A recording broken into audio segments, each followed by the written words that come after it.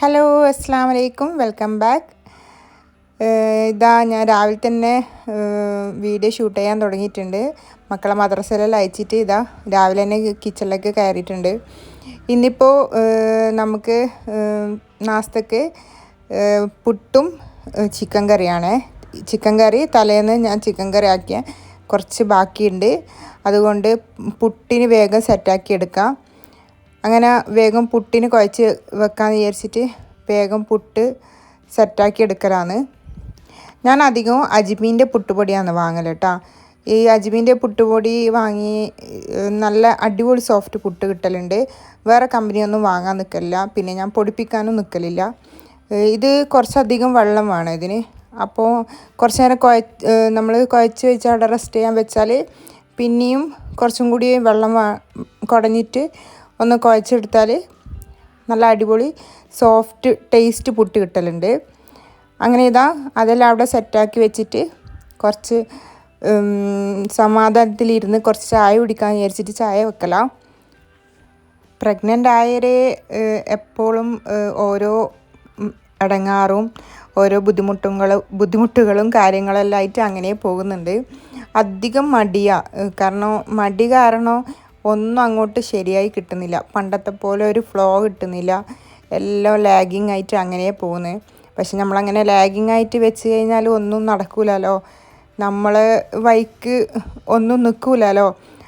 അപ്പോൾ അതെല്ലാം അവിടെ മടക്കി എടുത്ത് വെച്ചിട്ട് പിന്നെ എല്ലാം സെറ്റാക്കി എടുക്കാമെന്നുള്ള ചിന്തയിൽ അങ്ങനെ പണിയെടുത്ത് അങ്ങനെ പോകും. അങ്ങനെ ഇതാ ചായയെല്ലാം ആയി. ഞാൻ കുറച്ച് നേരം എന്തെല്ലോ ആലോചിച്ചിരുന്ന് ചായയൊക്കെ കുടിക്കലാണ്. അപ്പോൾ എൻ്റെ ചിന്തകൾക്കെല്ലാം വിരാമം ഇട്ടുകൊണ്ട് പാൽക്കാരൻ്റെ സൗണ്ട് കേട്ടിട്ടുണ്ട്. അപ്പം വേഗം പോയി പാല് വാങ്ങി. അല്ലെങ്കിൽ പാൽ എന്നെ കാത്തിട്ട് അവിടെ നിൽക്കൂല. പിന്നെ അതെല്ലാം വാങ്ങി ഫ്രിഡ്ജിലെല്ലാം എടുത്ത് വെച്ച് പിന്നെ നമ്മളെ കുക്കിങ്ങിലേക്ക് കടന്നിട്ടുണ്ട്. ഇതിപ്പം വേറെ റെഡിയാക്കിയിട്ടില്ലെങ്കിൽ മക്കൾ വരുമ്പോഴത്തേക്കും പിന്നെ ഫുള്ള് തിരക്കും കാര്യങ്ങളെല്ലാം ആയിരിക്കും. സാധാരണ വേഗം എല്ലാം സെറ്റാവലുണ്ട്. ഇന്നിപ്പം കുറച്ച് ഇരുന്ന് കളിച്ചുകൊണ്ട് തന്നെ മൊത്തത്തിൽ നേരം വൈകിയിട്ടുണ്ട്. അങ്ങനെ ഇതാ കറിയെല്ലാം ചൂടാക്കി പുട്ടിനെല്ലാം തേങ്ങയെല്ലാം ചിരവി എടുത്ത് സെറ്റാക്കല. അപ്പോഴത്തേക്ക് മക്കൾ മദ്രസെല്ലാം വിട്ട് വന്നിട്ടുണ്ട്. മക്കൾ 8 മണിയാകുമ്പോഴേക്ക് വരും കേട്ടോ. രാവിലെ ഇപ്പം എക്സാം ആയതുകൊണ്ട് തന്നെ കുറച്ചും കൂടി നേരത്തെ എത്തലുണ്ട്. അങ്ങനെ വേഗം പുട്ടെല്ലാം സെറ്റാക്കി എടുക്കലാണ്. പുട്ടുണ്ടാക്കുന്ന ഇടയിൽ തന്നെ വേറെയും പണികളെല്ലാം നടക്കുന്നുണ്ട് കേട്ടോ. കുട്ടിക്ക് കുളിക്കാൻ അടുപ്പ് കത്തിച്ച് വെള്ളം വെച്ചിട്ടുണ്ട്. അതിൻ്റെ നടുവിൽ തന്നെ വേഗം പോയി ഇസ്തിരിയും ഇട്ട് യൂണിഫോമിൽ ഇസ്തിരി ഇട്ട് അവിടെ സെറ്റാക്കി വെച്ചിട്ടുണ്ട്. അങ്ങനെ അതെല്ലാം റെഡിയാക്കി കഴിഞ്ഞാൽ അവർ കുളിച്ച് കഴിഞ്ഞാൽ ഞാൻ ഇതെല്ലാം ഇവിടുന്ന് അടുക്കളയിൽ സെറ്റാകുമ്പോഴേക്ക് അവരെല്ലാം വേഗം റെഡിയായി വന്നോളും. അങ്ങനെ ഞാൻ ഈ പണിയെല്ലാം ചെയ്യുന്ന നടുവിൽ തന്നെ മീൻകാരുടെ സൗണ്ട് കേൾക്കുന്നുണ്ട് കേട്ടോ. രാവിലെ തന്നെ വരും മീൻ. അപ്പോൾ രാവിലെ വാങ്ങിയിട്ടില്ലേ പിന്നെ മീനെല്ലാം കിട്ടാൻ ഭയങ്കര ബുദ്ധിമുട്ടാണ്. അങ്ങനെ മക്കൾ മദ്രസ വിട്ട് നേരത്തെ എത്തിനല്ലോ. അതുകൊണ്ട് ഞാൻ മോളോട് പറയല ഒന്ന് മീൻ വാങ്ങിയിട്ട് വാന്ന് പറഞ്ഞിട്ട് മക്കളെ അയച്ചിട്ടുണ്ട്. അതാവുമ്പോൾ എനിക്കങ്ങനെ തിരക്ക് കൂട്ടി ഓടാനൊന്നും ഇപ്പോൾ ഈ സമയത്ത് പറ്റില്ലല്ലോ. ഒന്നാമത് മഴയും കാര്യമെല്ലാം ആയതുകൊണ്ട് അവിടെ ഇവിടെയെല്ലാം വഴുക്കലെല്ലാം ഉണ്ടാവും. അതുകൊണ്ട് തന്നെ ഞാൻ അധികം മീൻ വാങ്ങാൻ രാവിലെ നിൽക്കാറില്ല. പിന്നെ അതെല്ലാം കഴിഞ്ഞ് മക്കൾക്ക് സ്കൂളിൽ ചോറിന് കൊണ്ടുപോകാനായിട്ട് കുറച്ച് സോയാബീൻ പൊരിക്കാമെന്ന് വിചാരിച്ച് അങ്ങനെ സോയാബീൻ ഇതാ ഒന്ന് പതക്കുന്ന വെള്ളത്തിലിട്ടിട്ട് ഒന്ന് വേവിച്ചെടുക്കുന്നുണ്ട്. ഇക്കൊല്ലം ഞാൻ മക്കളെ സ്കൂളും മദ്രസയും എല്ലാം മാറ്റീന്. ഈ ഒരു ടൈം ആയതുകൊണ്ട് തന്നെ എനിക്ക് കഴിഞ്ഞ കൊല്ലം ഞാൻ ചേർത്ത സ്കൂളിൽ രാവിലെ തന്നെ ഫുഡും കാര്യങ്ങളെല്ലാം ആക്കിയിരുന്നല്ലോ ഞാൻ വീഡിയോ ഇട്ടിനല്ലോ. അതേപോലെ ഒന്നും എനിക്ക് സെറ്റായി കിട്ടൂല. ഭയങ്കര ക്ഷീണം കാര്യം ഉണ്ടായിരുന്നു തുടക്കത്തിലെല്ലാം. ഇപ്പം അന്ന് ഓക്കെ ആയി വന്നത്. അപ്പോൾ അതുകൊണ്ട് തന്നെ ആദ്യമേ അതെല്ലാം ചിന്തിച്ചിട്ട് മദ്രസ സ്കൂളെല്ലാം മാറ്റിയിട്ടുണ്ടായിരുന്നു. ഇപ്പോൾ സാധാ കേരള സിലബസിലാണ് ചേർത്തിട്ടുള്ളത്. അതുകൊണ്ട് തന്നെ സ്കൂളിൽ നിന്ന് ചോറ് കിട്ടുമല്ലോ. അപ്പോൾ എന്തെങ്കിലും സൈഡായിട്ട് ഇങ്ങനെ എന്തെങ്കിലും പൊരിച്ചിട്ട് കൊടുക്കണം. അല്ലെങ്കിൽ മക്കൾ ഫുഡൊന്നും കഴിക്കൂല. പിന്നെ ഇടയ്ക്കെന്നോട് ചോദിക്കലുണ്ട് ഉമ്മ ചോറുണ്ടാക്കി തരുമോ. ഞാൻ പറയും മോളെ ഇപ്പോഴത്തെ സിറ്റുവേഷൻ എന്തായാലും നടക്കൂല, അതുകൊണ്ട് കുറച്ച് അഡ്ജസ്റ്റ് ചെയ്യുന്നിട്ട് അങ്ങനെ പറഞ്ഞ് സമാധാനിക്കല. അല്ലെങ്കിൽ ഇങ്ങനെ എന്തെങ്കിലും സ്പെഷ്യൽ ഉണ്ടാക്കി കൊടുക്കുമ്പോൾ ഇപ്പോൾ ഒന്നും അങ്ങനെ കുഴപ്പമില്ല. അങ്ങനെ ഇതാ സോയാബീനിലേക്ക് കുറച്ച് മഞ്ഞൾപ്പൊടിയും മുളക് പൊടിയും കുറച്ച് വെളുത്തുള്ളിയും ഇട്ട് കൊടുത്തിന് കേട്ടോ. ഉപ്പ് ഇട്ടിട്ട് നല്ലോണം കുഴച്ച് സെറ്റാക്കി എടുത്തിട്ടുണ്ട്. ഇനിയിപ്പോൾ ഓയിൽ ഒഴിച്ചിട്ട് ഒന്ന് ഫ്രൈ ചെയ്തെടുക്കണം. ഫ്രൈ ചെയ്യുമ്പോൾ കുറച്ച് കറിവേപ്പിലയും കൂടി ഇട്ട് കഴിഞ്ഞാൽ നല്ല ടേസ്റ്റാണ്. ഈ ചെറിയ സോയാബീനെല്ലാം കുട്ടികൾക്ക് നല്ല ഇഷ്ടമായിട്ടുണ്ട്, പൊരിച്ചു കൊടുത്താൽ നല്ല ടേസ്റ്റ് ഉണ്ടാകലുണ്ട് എന്നെല്ലാം പറയലുണ്ട്. വലിയ സോയാബീൻ പൊരിച്ചിട്ട് കുട്ടികൾക്ക് അങ്ങനെ വലിയ ഇഷ്ടമായിട്ടില്ല, എനിക്കും വലിയ ടേസ്റ്റ് തോന്നിയിട്ടില്ല. ഈ കുഞ്ഞു കുഞ്ഞുള്ള സോയാബീൻ നല്ല ടേസ്റ്റ്. അങ്ങനെ ഇതാ നാസ്തപ്പണിയെല്ലാം ഏകദേശം സെറ്റായിട്ടുണ്ട്. ഇനിയിപ്പോൾ ഇതാ മക്കൾ ഫുഡ് കഴിക്കേണ്ട ടൈമായി, അതെല്ലാം ടേബിളിലേക്ക് ഒന്ന് സെറ്റാക്കി വെക്കലാം. പിന്നെ കുപ്പിയിൽ വെള്ളമെല്ലാം ഒന്ന് നിറച്ച് റെഡിയാക്കി വെക്കണം. ഇപ്പം മക്കളെ സ്കൂൾ വണ്ടി 9:35 ആ സമയമാകുമ്പോഴാണ് വരുത്ത്. അതുകൊണ്ട് തന്നെ കുറച്ചൊരു ആശ്വാസമുണ്ട്.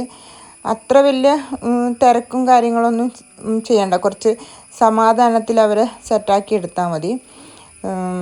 ഇതിപ്പോൾ സോയാബീൻ ഞാൻ ലഞ്ചിലേക്ക് ആക്കുമ്പോൾ ഒരാൾ എന്നോട് പറയുന്നു, കുറച്ചധികം ഇട്ടോ, ഫ്രണ്ട്സിനും വേണോ, ഫ്രണ്ട്സും നല്ല ടേസ്റ്റ് ഉണ്ടായാലുണ്ട് എന്നെല്ലാം പറയലുണ്ട് എന്നെല്ലാം പറയുന്നുണ്ട്. അതുകൊണ്ട് രണ്ടാൾക്കും ഇപ്പോൾ നിറച്ച് ഇട്ട് കൊടുത്തിട്ടുണ്ട്. അങ്ങനെ അതെല്ലാം അവിടെ സെറ്റാക്കി എടുത്തിട്ടുണ്ട്. അങ്ങനെ ഇതാ മക്കളെല്ലാം റെഡിയായി വന്ന് ഫുഡ് കഴിക്കാനിരിക്കലാണ്. രാവിലെ ചെറിയ ആൾക്ക് കുറച്ച് സമയം എടുക്കും കേട്ടോ ഫുഡ് കഴിക്കാൻ. കുറച്ച് സ്ലോ ആയിട്ടാണ് ഫുഡ് കഴിക്കൽ. എങ്ങനായാലും ഓക്ക് ടൈം എടുത്തിട്ടേ ഫുഡ് കഴിക്കാൻ പറ്റും. വേഗം അങ്ങനെ ഫുഡ് കഴിക്കാനൊന്നും ഓക്ക് പറ്റില്ല. അപ്പോൾ ഇപ്പോഴത്തെ ഈ ഒരു സമയ രീതി ഓള് ഭയങ്കര അഡ്ജസ്റ്റായി വന്നിട്ടുണ്ട്. അങ്ങനെ ഓക്ക് സോയാബീൻ ഭയങ്കര ഇഷ്ടമാണ് കേട്ടോ. പൊരിച്ച് കഴിഞ്ഞാൽ ചെറിയ സോയാബീന്. അപ്പോൾ അത് ഉമ്മ കുറച്ച് അവിടെ നാസ്തക്കും തിന്നാൻ വെക്കണമെന്നിട്ട് ഞാൻ വെച്ചിട്ടുണ്ടായിരുന്നു. അപ്പോൾ അതും എടുത്തിട്ട് പുട്ടിൻ്റെ ഒപ്പം തന്നെ കൂട്ടി തിന്നലാണ്. ഇപ്പോൾ സമയം ഒരു 9:10 ആയിട്ടുണ്ട്. ഞാൻ മക്കളോട് പറയല വേഗം ഫുഡെല്ലാം കഴിക്കുക, ഇനിയിപ്പോൾ മുടിയെല്ലാം വാരി സെറ്റാക്കി എടുക്കണം. അങ്ങനെ മക്കൾ ഫുഡ് കഴിക്കുന്നുണ്ട്. വേഗം തിരക്ക് കൂട്ടുന്നുണ്ട്, ഞാൻ ഇപ്പുറത്തുനിന്ന് വേഗം കഴിക്കുമെന്ന് പറഞ്ഞിട്ട്. അങ്ങനെ അതെല്ലാം കഴിഞ്ഞിതാ എൻ്റെ ഏറ്റവും വലിയ ടാസ്ക് എന്ന് പറഞ്ഞാൽ മുടി കെട്ടലാണ് കേട്ടോ. എനിക്ക് എങ്ങനെയായാലും മുടി കെട്ടൽ സെറ്റാവില്ല. എത്ര അത് കഴിച്ച് ഞാൻ പിന്നെയും ഇങ്ങനെ അതിനം കൊണ്ട് കളിക്കലാണ്. എന്നിട്ട് 2-3 പ്രാവശ്യം കെട്ടിയാലേ ഒരു പ്രാവശ്യം സെറ്റാവും. എന്താണെന്നറിയില്ല, ആദ്യമെല്ലാം ഞാൻ നല്ല രീതിയിൽ മുടിയെല്ലാം കെട്ടലുണ്ട്. ഇപ്പം എനിക്ക് മുടി കെട്ടലാണ് ഏറ്റവും വലിയ പണിയായി തോന്നൽ. അങ്ങനെ എങ്ങനെയായാലും ഇപ്പോൾ 2 ഭാഗത്ത് കെട്ടിട്ട് പോകണം. പിന്നെ അതാണ് കുറച്ചൊരു വൃത്തിയും, അതാകുമ്പോൾ മുടിയൊന്നും വരുമ്പോഴത്തേക്ക് അങ്ങനെ ഒരു മോശമായിട്ടൊന്നും ഉണ്ടാവില്ല, ഒതുങ്ങി അവിടെ നിന്നോളും. അങ്ങനെ മോളോട് എന്തെല്ലോ കഥ ഇങ്ങനെ ഞാൻ പറയുന്നുണ്ട്, എന്താണെന്ന് എനിക്കിപ്പോൾ ഓർമ്മ കിട്ടുന്നില്ല. മോളും എന്നോട് എന്തെല്ലോ പറയുന്നുണ്ട്. അങ്ങനെ ഇതാ രാവിലെ നല്ല മഴ ഉണ്ടായിനെ. ആ മഴ കാരണം തന്നെ എനിക്ക് പണിയെടുക്കാനെല്ലാം ഒരു മൂഡ് ഉണ്ടായിട്ടില്ല.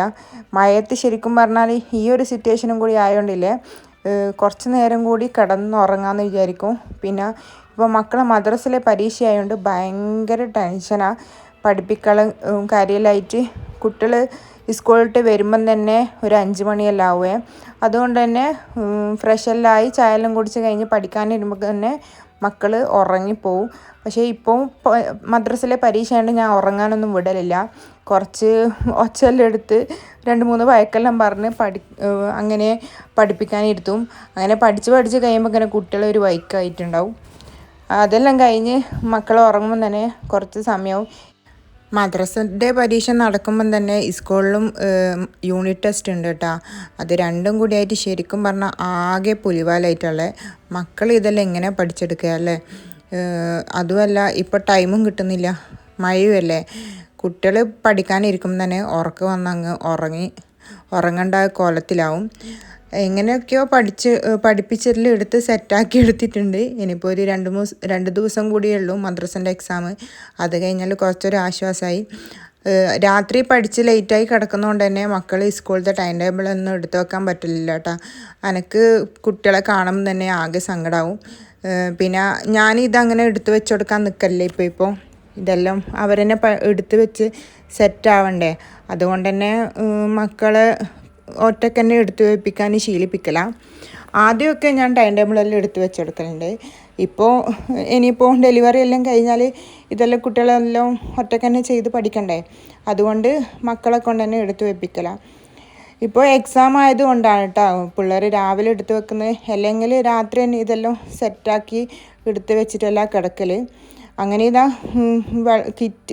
കിറ്റിലെല്ലാം കുപ്പി വെള്ളവും ലഞ്ചും ഇതെല്ലാം എടുത്ത് വെച്ചിട്ടുണ്ട്.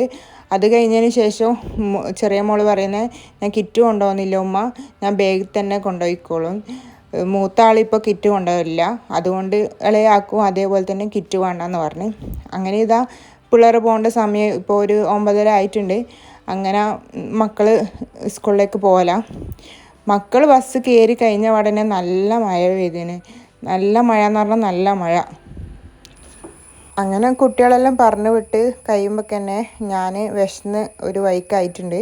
പിന്നെ ഷമീർക്ക എണീക്കുന്നൊന്നും കാത്തു നിന്നിട്ടില്ല, ഞാൻ ഫുഡ് കഴിക്കല. ഇന്നലെ രാത്രി ലേറ്റായിട്ടാണ് വന്നത്, അതുകൊണ്ട് തന്നെ കുറച്ച് സമയം എടുക്കും എണീക്കാൻ. അതുവരെ കാത്തിക്കാൻ എനിക്കിപ്പോൾ ക്ഷമയില്ല, നല്ല വിശപ്പുണ്ടായിന്. അങ്ങനെ ഞാൻ വേഗം ഫുഡെല്ലാം കഴിക്കലാണ്.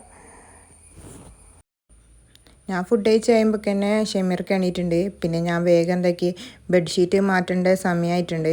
അങ്ങനെ ബെഡ്ഷീറ്റെല്ലാം എടുത്ത് കൊടുത്തിട്ട് ഇക്കാനോട് പറഞ്ഞ്, നിങ്ങൾ അവിടുന്ന് വരുമ്പോൾ തന്നെ ബെഡ്ഷീറ്റെല്ലാം പിരിച്ചിട്ട് വന്നോ, എനിക്കിപ്പം ബെഡ്ഷീറ്റൊന്നും പിരിക്കാൻ പറ്റുന്നില്ല, അതെല്ലാം പിടിച്ച് ഇങ്ങോട്ട് നീക്കിയിട്ടെല്ലാം പിരിക്കണ്ടേ. അപ്പോൾ വയറും കൊണ്ട് അത് പറ്റുന്നില്ല.